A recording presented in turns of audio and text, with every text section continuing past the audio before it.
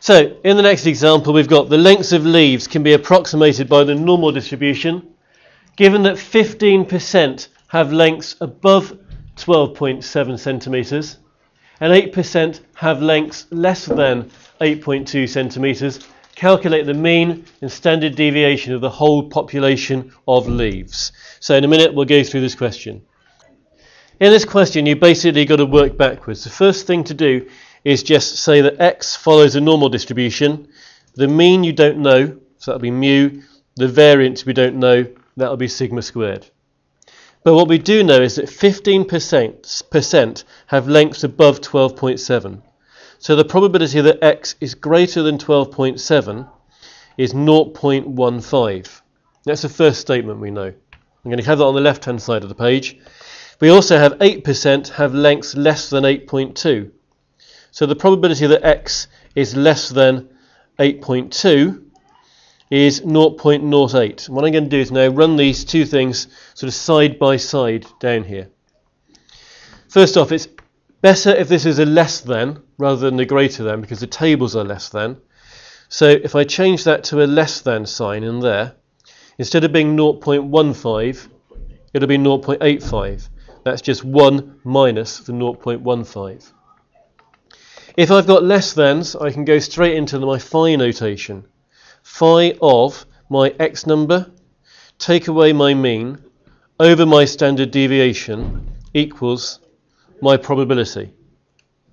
So I've just converted that into the phi notation. I'm going to do exactly the same on the other side. Phi of my x number, take away my mean, divided by my standard deviation, equals 0.08. Now comes a major difference, and we're going to do this with the tables first off. One, because I don't know yet how to do it on the calculators, although I've got a suspicion, but we'll do it with the tables first off. Normally, we've looked up in the tables the number that is in this bracket after the phi, and then we've got the number over here. This works the other way round, and we can't do that. So we've got to work backwards. We've got to look up these numbers in the middle of the table and work backwards to the left-hand column. So if this is phi, and we're doing it backwards, what we're going to do now is anti-phi. Now I'm not saying that's a big technical term that you'll find in any textbooks, but it's what I call it, and it just makes sense, and everybody understands anti-phi. She's a nice little old lady who lives somewhere, anti-phi. Okay? So that's what we're going to do. So we're going to get our tables, and we're going to try and find 0.85 in the middle of these tables to start with. So 0.85 inside these tables. If anybody can spot it quicker than me, 0.85. It's about here. I've got 0.8508. Okay, so if we zoom in, I think it's what you're both saying. So on the 1.0 line, isn't it? 1.4. We're looking for 0.85. Yes, you've got 1.03 is a bit too small. Yeah, but then you could add on the 5. That's exactly what we need to do. That one's too big. So we're looking to add on basically 5. And if we go up this row, adding on 5, which is here, No, you want to add 15. is under... Yes, it is 15. You're quite right. Okay, so if we go to the 14 or the 16, it doesn't really matter. So go for the 14 up here. Okay, if we add on the 14, that's in the 6th column. So over here we want 6 more, so it will be 1.036. 1.036. So just going to write that down here a minute. 1.036. And if I've anti-phied the right hand side of this, I can anti-phi the left. So basically I just now write down without the phi. And I'm just going to pause the recording there for a minute. If you do the same thing now on the right, okay, over here, you cannot find 0.08 in the middle of the tables because all the numbers in the tables lie between 0.5 and 1. And that's smaller than 0.5. So what we've got to do is we've got to use not 0.08 but 1 minus 0.08, in other words 0.92. So we're trying to find 0.92 now in the tables. And 0.92, if anybody's found it quicker than me. 1.406. I agree, 1.406.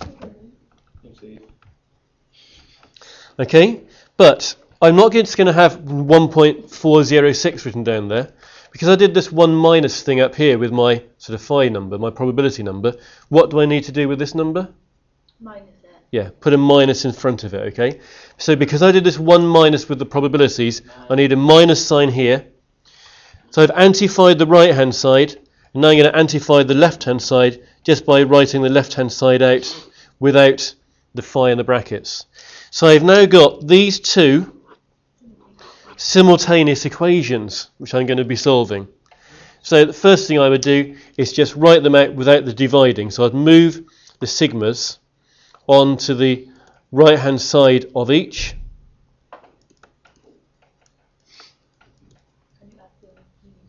Okay, so if I call that one equation 1 and that one equation 2, okay, what do you want to do, Eve?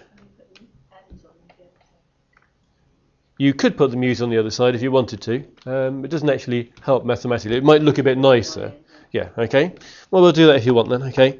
So I got 12.7 equals mu plus 1.036 sigma, and 8.2 equals mu minus 1.406 sigma.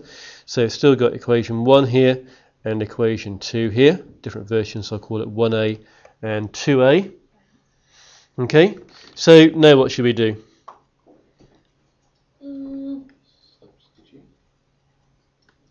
If you're going to substitute, you need to get one of the letters on its own. I would do the process of elimination. Eve's saying, do a taking away.